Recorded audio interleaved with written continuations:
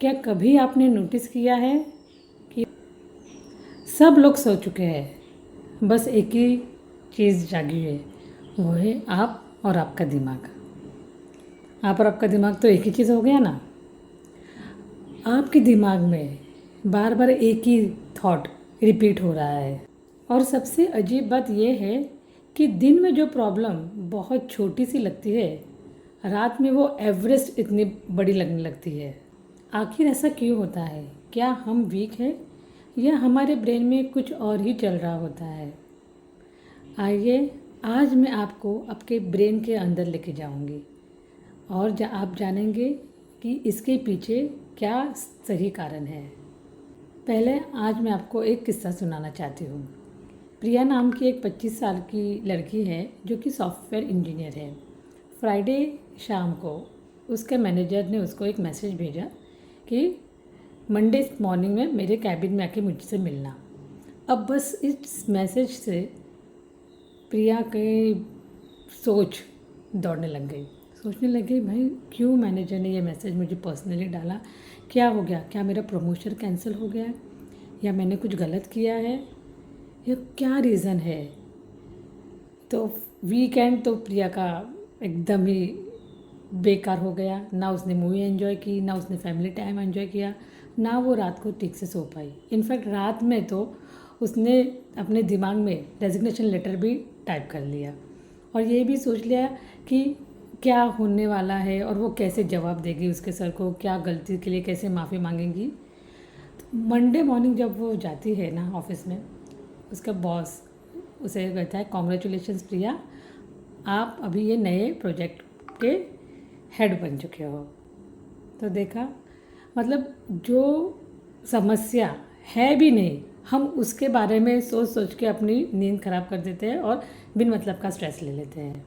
आइए जानते हैं क्या कारण है इस ओवर थिंकिंग के पीछे। देखिए, हमारे ब्रेन में एक बहुत ही छोटा सा हिस्सा होता है जिसे साइंस में एमेगडाला कहते हैं। आप उसे एएम नाम से जानिए। अब ये एमेगडाला का काम होता है कि वो हमें डेंजर से बचाए। तो जब भी उसे कोई खतरा दिखता है ना, वो अलार्म बटन बजा देता है। ये एमेगडाला एक ओवर प्रोटेक्टिव गार्ड की तरह कभी कभी खतरा नहीं होते हुए भी अलार्म बटन बजा देता है। हम एक और एग्जांपल लेते हैं। पूजा शाम को एकदम तैयार होकर बैठी है कि उसका पति आएगा। उसने नए झुमके लिए थे, इसलिए नए झुमके पहन के बैठी है। हस्बैंड जब लौट के आते ऑफिस से, वो नोट नहीं कर पाते, मे बी क्योंकि ओवर वर्कड होंगे, स्ट्रेस होंगे।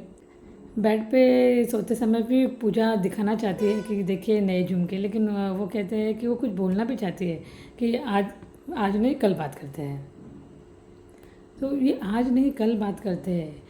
जो आदमी रोज़ हंस के बात करता है, रोज़ हर बात शेयर करता है, उसने मुझे ऐसा क्यों कहा, ये सोचते हुए पूजा रात भर नहीं सो पाई और बस ये सोचते रही कि हस्बैंड ने ऐसा क्यों कहा कि आज नहीं कल बात करते हैं। अब देखा जाए तो ये भी कोई सोचने की बात है, बट देखा जाए तो एक औरत के लिए, एक पत्नी के लिए ये बात बहुत बड़ी हो जाती है कि जब उसका हस्बैंड उसे इग्नोर करने लगता है। एमेगडाला एक्टिव होके अलार्म बजाता है, अपने बॉडी को बताता है कुछ तो गड़बड़ है दया। स्टैनफोर्ड यूनिवर्सिटी ने एक रिसर्च किया जिसमें 2 ग्रुप बनाए गए थे वॉलंटियर्स के। एक ग्रुप को सर्टन सिचुएशन दी थी कि आप ऐसा करोगे तो ऐसा होगा, जबकि वो रिज़ल्ट नेगेटिव था। और एक ग्रुप को बताया नहीं गया था कि क्या होगा रिज़ल्ट। तो इन दोनों के जो ब्रेन स्कैन किए गए तो ऐसा पाया गया कि जो अनसर्टन ग्रुप है ना, उसकी ब्रेन एक्टिविटी, उसका एमिगडाला बहुत एक्टिव था। और जिस ग्रुप को सर्टनली पता था कि क्या रिज़ल्ट होने वाला है, जबकि वो रिज़ल्ट अच्छा भी नहीं था, फिर भी उसका एमिगडाला इतना एक्टिव नहीं था, काम था।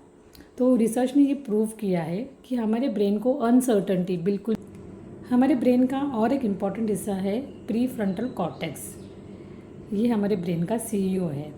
प्री फ्रंटल कॉर्टेक्स क्या करता है कि ये तर्क लगाता है, लॉजिक लगाता है और ये एविडेंस प्रूफ इकट्ठा करता है और ये डिसीजन लेता है।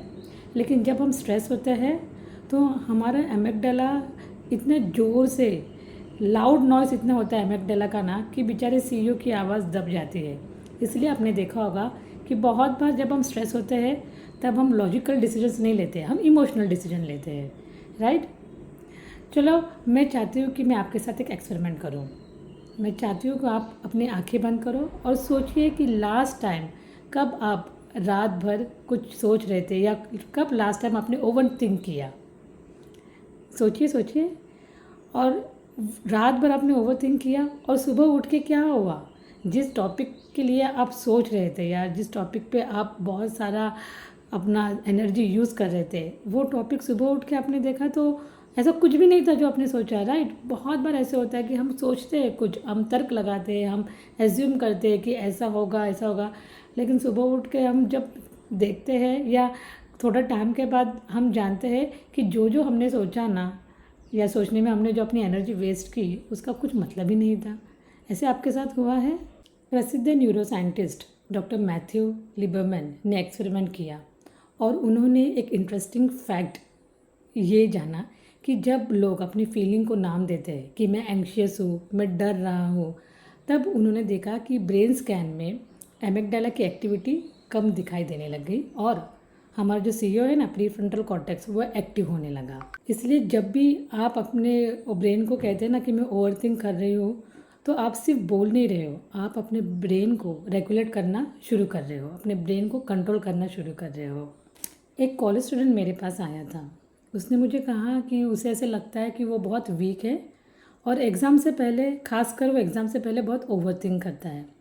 मैंने उसे सिर्फ एक चीज़ करने को कहा। मैंने उसे कहा कि जब भी थॉट्स आते हैं ना दिमाग में, उसे बस आप लिखा करो। और रोज़ मैं उससे फॉलो करती थी, तो उसके थॉट्स को वो, जब भी थॉट्स आते थे पढ़ाई करते वक्त, वो उन्हें ऐसे ब्रीफली पॉइंट में लिखता था। और उसने ये देखा कि एग्ज़ाम के वक्त उसकी ओवर थिंकिंग करने का जो ये हैबिट थी वो कम हो गई। 3 हफ्ते बाद वो आके मुझे बोला कि मैम, अभी भी थॉट्स आते हैं, लेकिन अब वो थॉट्स मुझे कंट्रोल नहीं करते। तो देखा, जब आप अपने थॉट्स को, अपनी फीलिंग्स को एक्सप्रेस करते हो ना, तो वो आप पे हावी नहीं होते हैं। तो अगली बार जब आप ओवर थिंक कर रहे होगे ना, तो खुद को बिल्कुल ये मत कहना कि मैं वीक हूँ या मुझ में कोई प्रॉब्लम है, बल्कि आप ये कहना कि मेरा एमिगडाला मुझे बचाने की कोशिश कर रहा है, हाँ, लेकिन अब मैं मेरे प्रीफ्रंटल कॉर्टेक्स को भी काम दूंगा। ये एक सेंटेंस से ही ना आपका, आपके ब्रेन के साथ का रिलेशनशिप बदल जाएगा।